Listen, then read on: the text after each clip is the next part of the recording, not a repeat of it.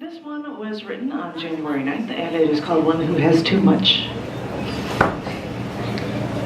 People may have looked her way and thought, wait a minute, she's had it all along. She got ahead at work, she made a ton of money, she's traveled around the country, and yeah, they tried to kill her, but after it's over, she found herself a man. Isn't that what it's all about, anyway? And she was running the poetry scene in one of the biggest cities in the country. And don't you dare tell me it's the second city, because that only shows what an East Coast snob you are, and that you don't know anything about architecture, or diversity, or caring about your fellow man. So, even if she's been ripped from her roots, I mean, she's got everything she materially wants. As they said in the 80s, what's her damage? What's a lot going here? I wonder what she'd think. I'm sure she'd probably say that you might be right, and he was, and is, the perfect person for her. And that it's a shame that it took almost dying to force me to find him. But then she'd think, don't think for a second that I'm the woman who has too much. Sure, we can complain that we lost all of our savings because of the crash after the internet boom, but I lost my soul before then. What do I have too much of? I have too much anger, I have too much angst, I have too much depression, because if you think you have it all, you don't. If you have it all, you can also have what everyone else doesn't want, and you can live with that torture all your life as you look around while everyone wonders why you look so sad after you seem to have it all. Yeah, you're right, I do have it all. I have the pain of 1,000 soldiers running toward an enemy that they don't understand, being told to kill when it's against their will, but it's their only choice. And even if I didn't see the slaughter, trust me, I went through the recovery for far too many months, for far too many years, and I'm still recovering from something that someone else did to me. And for some reason, I have to be the one who always has to atone. Maybe you don't understand because you don't realize what you already have. Because when you have it all, someone, somewhere, can take apart your body against your will while you try to piece your mind together and try to make sense out of what you have left.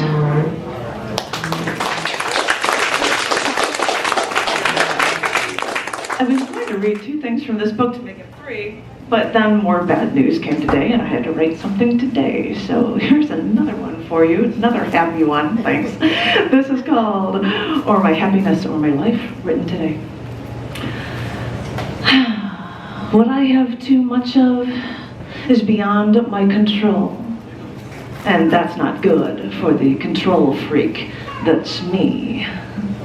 These things I have, these things that happen to me, leave me trying to repair the damage, leave me trying to improve on the disaster they caused. Right now, it's the economy, stupid. I lost more money by selling what little I have after the market has crashed to pay for a second home in a town that I was moved to against my will, though I was told it was for my own good.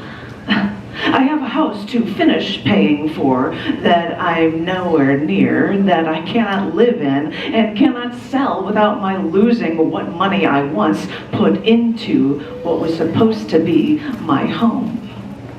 I have debt. I have a debt that is weighing me down, and I swear I didn't make these choices before being shoved into this hole. The light's getting dim from within that hole as I feel the soil falling over my head.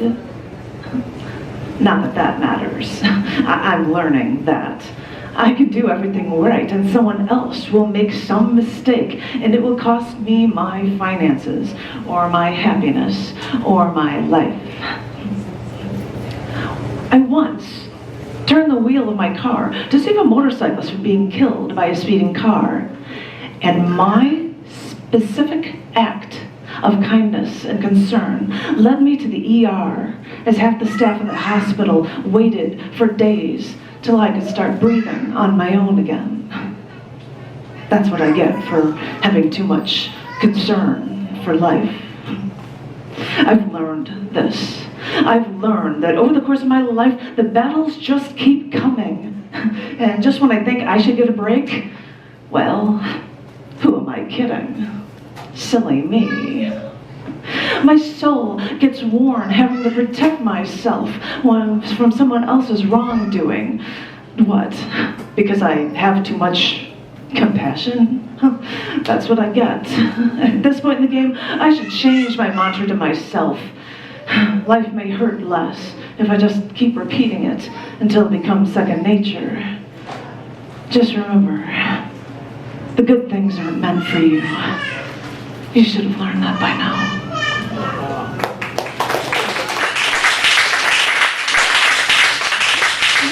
Cianfrani was about having too much baggage, but I think we need a palate cleanser for the last one for you guys. This is from my book called Let Me See You Stripped, because it's a tiny little book of poems, stripped down. And this, I guess, if it's about too much of something, it's about having too much love. This is called Holding Hands.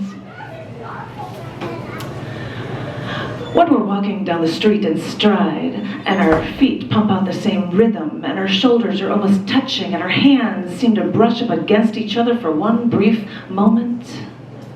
In that one brief moment, he reaches over and takes my hand. He slides his fingers around my hand, and I feel him move along my palm to my fingers. And when he moves along my palm to my fingers, no one knows what it feels like then when his fingers curl and hold me tight. Well, it feels like pop rocks. You know that feeling when it feels like pop rocks. You know what it feels like when that candy is sliding down your throat after you let it explode and it's still on your tongue and it's tingling. When it's still on your tongue and it's tingling, no one else is eating those Pop Rocks, and no one knows that tingling feeling, and this is my little secret. No one knows this feeling, and I love keeping this little secret when I feel this feeling like never before, and it makes me want to laugh and cry, because when I look around the room, I know no one is eating those Pop Rocks, and no one knows that feeling when he's holding my hand. No one knows the feeling when he's holding my hand. It's like candy and cupids and hearts and sunshine and these cliches, these generic symbols of love. They never explain it all just right. Those words never explain that feeling just right. It's catching your breath, falling from an airplane. It's climbing a mountain. It's standing on a glacier. It's following dolphins. It's swimming with the sharks. It's turning your head and seeing those fingers interlocked with yours as you're walking in stride. Because when those fingers are interlocked, you want to hold on for your life. For now, you now have something you've never felt, all from holding his hand.